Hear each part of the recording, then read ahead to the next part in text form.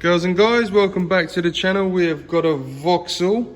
Customer reports battery keeps going flat. Suspect alternator. So we've got the multimeter rigged up. First of all, the battery voltage is looking good. So we're going to start it up and put it under load and see what it comes up with. It's a little Perler at 67,000 miles. So here we go. Lights, aircon, stereo, hazards. Turn the washy wipers on too. Is that everything that I can put on? Fog lights? Yeah, we've got fog lights too.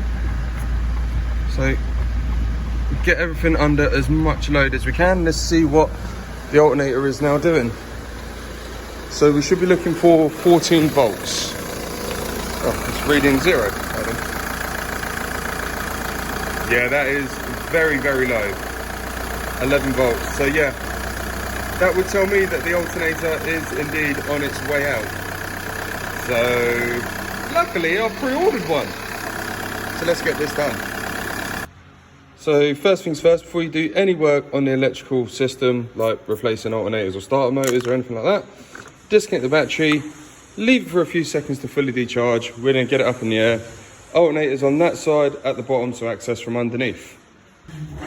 Okay, so you remove this ridiculously heavy, pointless but very good under tray, 413s, and the alternator is there. But what is that on the back of it? I've not seen that. Well, at the point of me thinking it was going to be an easier job, isn't that some sort of power steering vacuum pump? Yeah, let's find out. Okay, so obviously this has got some sort of pump onto it, which I was unaware of. Need to find out what fluid I'm about to drop on the floor. But it looks like there's one vacuum pipe. Or is that two vacuum pipes? What is under there? So one plug, one vac pipe, one big bolt, banjo bolt, and a pipe on the back. But overall, there's just 2 bolts for the alternator, which aren't too bad. So auxiliary belt. Was not expecting it to be like this. Let's start taking it off. I've moved it over to the 2-post ramp just to get some more accessibility. Remove the inner cover here. Then we're going to find the tensioner, which is that one there. Whip it off and then start undoing all of that and getting it off. So what is it? It's engine oil. So some sort of vacuum pump for engine oil, which is odd. I don't know why they do that, but I mean, it's definitely got a reason. So undone that, which I believe was a 12mm. The clip's just out of the way, so we're just gonna slide the return off. It's like doing a bloody turbo. Oh, okay, yeah, lots of oil there. So them 2 are off, and then it's just the 13 on the side, the plug, and then the top pipe.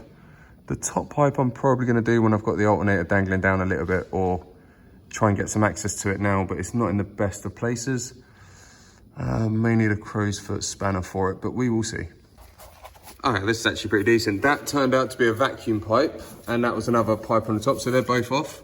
Both bolts are out of the alternator. It is just the big plug at the top. So now I'm gonna try and finesse it out. I'm gonna try and get it out from this gap here. Yeah, this bracket might have to come off.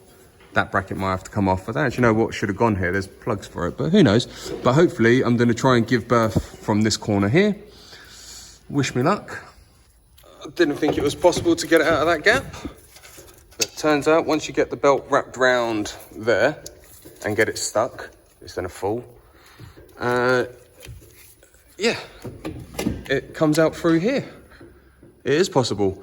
This clip, the big plug clip that goes there, is a bit of a pain. I had to use a pick and a trim tool. Pick to push it in, trim tool to push it up.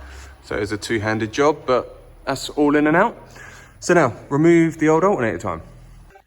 So got it off, just comparing, everything looks the same from one to another.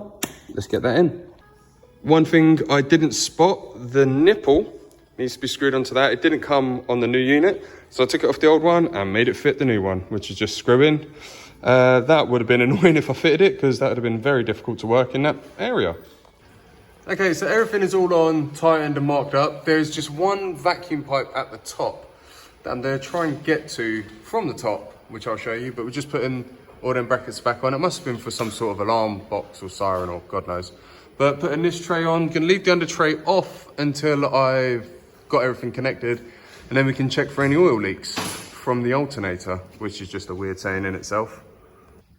Okay, so the tray's off. We checked for leaks.